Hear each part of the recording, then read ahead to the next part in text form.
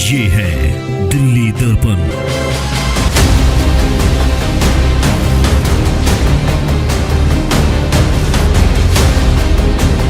ये totally illegal है।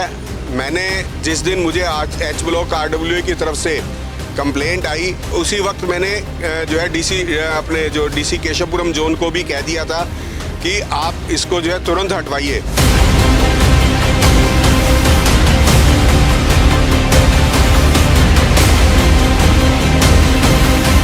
तो ये गारंटी है कि कल और परसों के अंदर ये हटेगा। हटने के बाद सीज भी होगा और सीजने के बाद मैं तो कह रहा हूँ कि इसको यहीं तोड़ दिया जाए।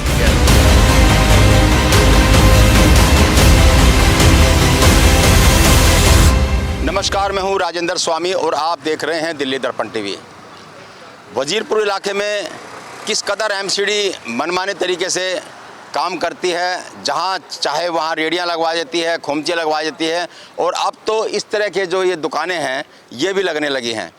कई दुकानें अशोक विहार सेंट्रल मार्केट के बाहर देखी, वजीरपुर इंडस्ट्रियल में देखी, और इस वक्त मैं खड़ा हूँ बिल्कुल जो ये अशोक विहार का इलाका है, AI ब्लॉक की जो फ्लैट हैं उनके सामने खड़ा हूँ। और यहाँ शनि मंदिर लगता है। तो आज अचानक ये सामने जो ये खोखा लगा हुआ है, बाकायदा पक्का खोखा लगा हुआ है, इस खोखे को देख करके जो स्थानीय लोग हैं वो बेहद अचरज में आ गए और आकर के इकट्ठे हो गए। लगभग 100 से 125 लोग लगातार यहाँ पर खड़े रहे और इस खोमचे को लेकर के, ये हालांकि खोमचा नहीं कह सकते, ये बिल्कुल लोहे का बड़ा टीन शेड का बना हुआ पूरी दुकान बनी हुई है।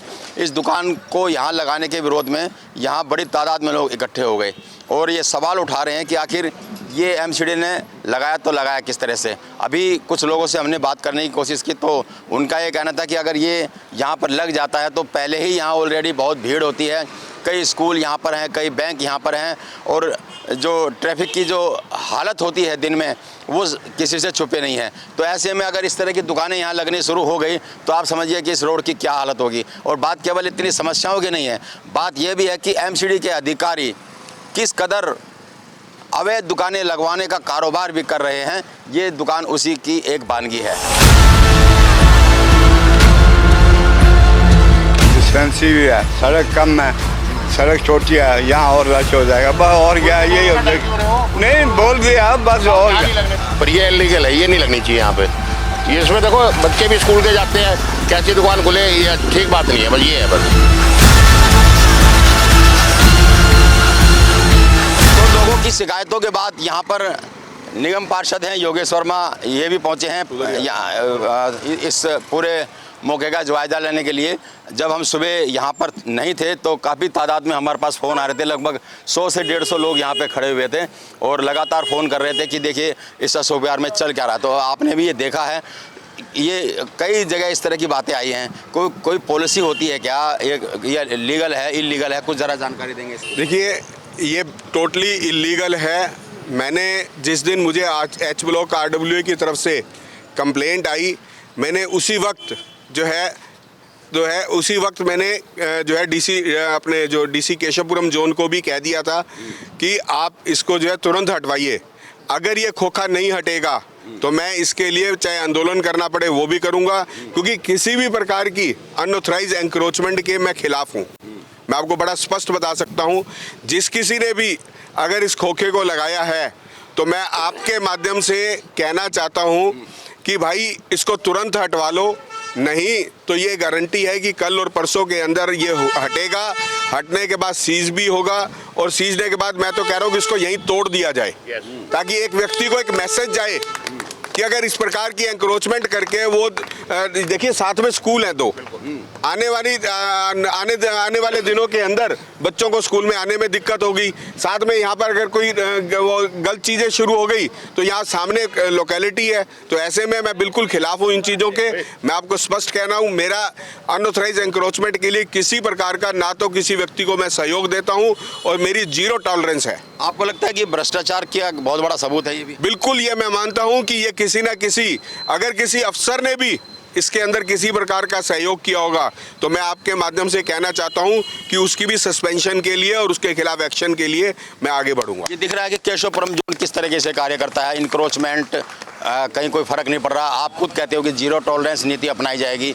एक बिल्डिंग को हमने दिखाया था कि किस तरह वो कागज़ों में सील है और कई बार सील हो चुकी है, लेकिन उसके बावजूद भी उस पर काम चल रहा है। वो बिल्डिंग पूरी तरह से अवैध है, फिर भी वो बन गई। आपने कहा था कि मैं उस पर ध्यान दूंगा और इस मेरे संज्ञान में आपने लेकर के आए हैं, और उस बात को भी लगभग 1 महीना हो गया। आप वहाँ खुद जोन के चेयरमैन थे जब ये बनी थी, और अब वहाँ के निगम पार्षद भी हैं, लेकिन बिल्डिंग वो भ्रष्टाचार की अभी भी सीना तान के खड़ी है। देखिए, कोई भी काम अवैध हो, मैं उसके साथ कभी भी नहीं खड़ा होता, ये मैं आपको स्पष्ट करना चाहता हूँ। आप साथ तो नहीं खड़े, आप खिलाफ तो खड़े हो सकते हैं। बिल्कुल खिलाफ खड़ा हूँ, और उसके लिए मैंने अपने उपायुक्त महोदय से भी कह दिया है कि आप इसको तुरंत हटवाइए। अगर नहीं होगा तो मैं उसके खिलाफ हर तरह के एक्शन भी लूँगा, और ख़ास तौर पे और ये जितनी भी एंक्रोचमेंट रिमूवल का अभियान है हम जल्द ही शुरू करेंगे।